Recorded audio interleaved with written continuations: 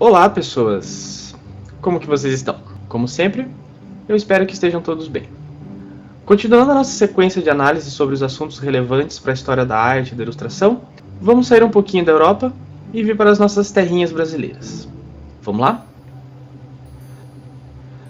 Essa sequência de quadrinhos que você está vendo compõe o que é considerada a primeira história em quadrinho publicada no Brasil. No dia 30 de janeiro de 1869, um leitor desavisado do periódico A Vida Fluminense, ao virar a folha numerada 727 do periódico, se deparou com a narração do caso de um jovem filho de fazendeiros que decide se aventurar nas terras do Rio de Janeiro, capital do Brasil na época. Essa pequena história em quadrinhos foi realizada pelo autor Angelo Agostini. Agostini nasceu na Itália, em 1843. Mudou-se para a França aos 15 anos, quando também começou a estudar desenho. Aos 19 anos, Angelo Agostini desembarca, junto com sua mãe, no Brasil. Antes de trabalhar na Vida Fluminense, Agostini fundou e participou de outras publicações, dentre elas, as revistas semanais Diabo Coxo e o Cabrião, os jornais do Diário de São Paulo e o Correio Paulistano.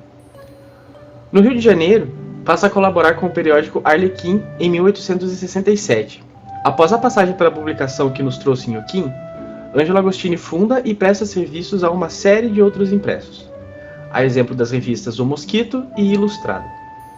Após passar um tempo na França, ele retorna ao Brasil, quando funda a revista Dom Quixote, colabora na revista O Malho e, em 1904, integra a equipe fundadora da revista infantil O Tico Tico, a primeira e uma das principais publicações voltadas para o público infantil no Brasil.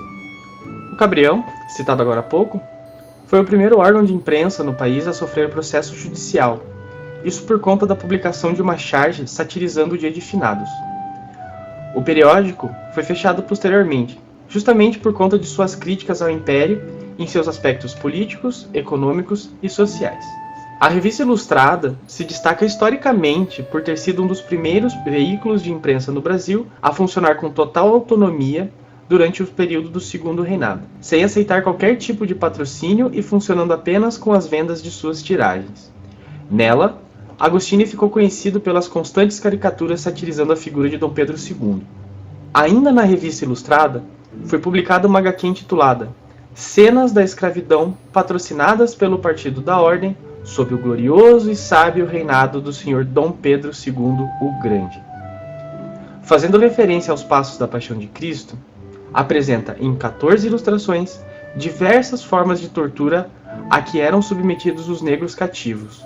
O autor tece duras críticas ao sistema escravocrata e à violência permitida e perpetrada pelo Estado sobre pessoas escravizadas. Angelo Agostini, através da sua Ilustrada, se fez atuante no movimento abolicionista.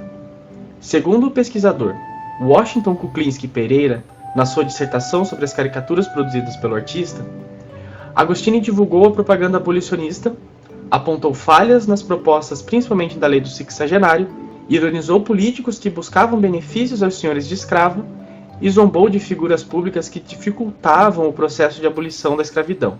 Ainda nas palavras de Washington, abre aspas, Angelo Agostini, através das caricaturas, denunciava as torturas aplicadas aos escravos por seus senhores e pela polícia. Fecha aspas.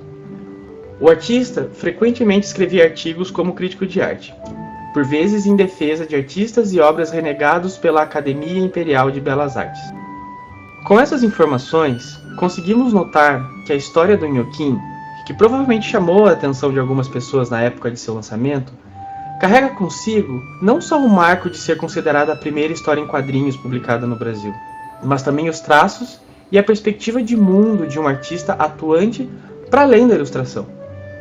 A obra de Agostini, incluindo Inhoquim, nos ajuda a compreender os papéis da imprensa e das HQs, na forma das charges e das tiras, por exemplo, como elementos fundamentais de análise de conjuntura e crítica social. Com isso, a gente encerra por aqui. As referências para esse vídeo estão disponíveis com o mesmo e as imagens podem ser acessadas no site da Hemeroteca da Biblioteca Nacional Digital. Até mais!